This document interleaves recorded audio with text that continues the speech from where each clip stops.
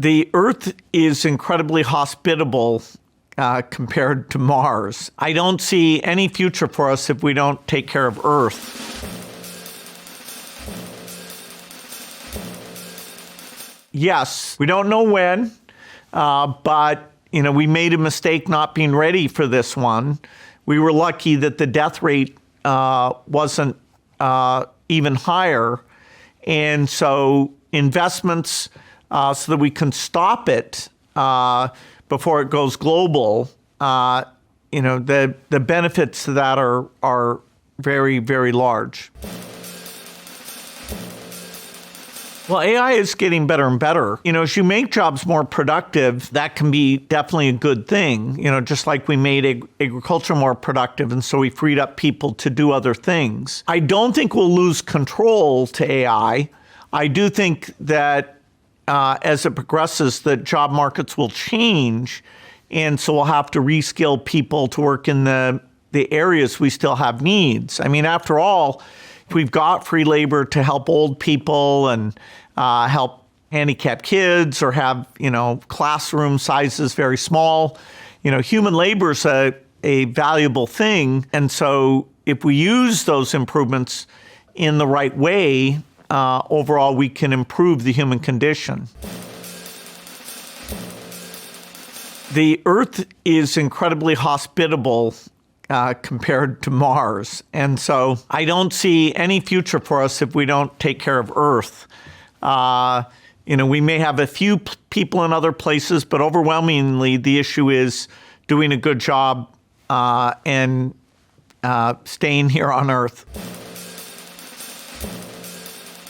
I think so. The pace of innovation of doing things the green way, making cement a different way, making steel a different way, having transportation that uses electricity that was made with no emissions. There's a path. And so I think the big question is, do we get there fast enough? And do we help with the adaptation requirements that in the meantime, particularly the poor countries near the equator are suffering? They deserve our help, even as we go full speed ahead, trying to get emissions to zero as fast as we possibly can. Yes, for short distance air travel, batteries are good enough. For long distance travel, no. We'll have to either use green fuels or even perhaps green hydrogen to power those planes.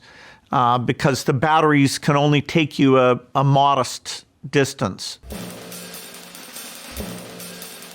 There are areas of the world, like parts of the Middle East, where the ability to grow food, particularly in the face of climate change, makes that uneconomic.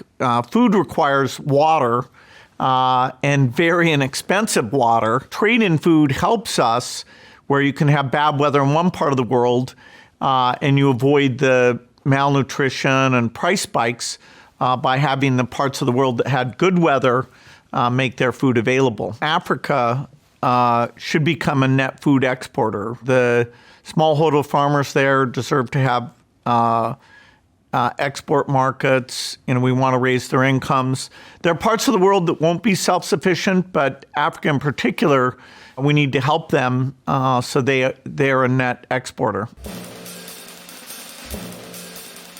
Well, certainly infectious disease, which is where I'm spending all the resources I have, I think we can reduce those deaths super dramatically, including eradicating polio and measles and malaria.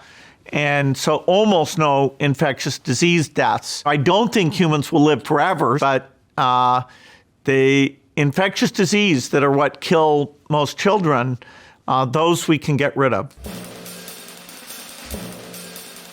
Well, poverty has come down pretty dramatically, and that's an incredible achievement. Poverty can be cut to near zero. We have countries becoming richer. They can be more generous to the poor countries.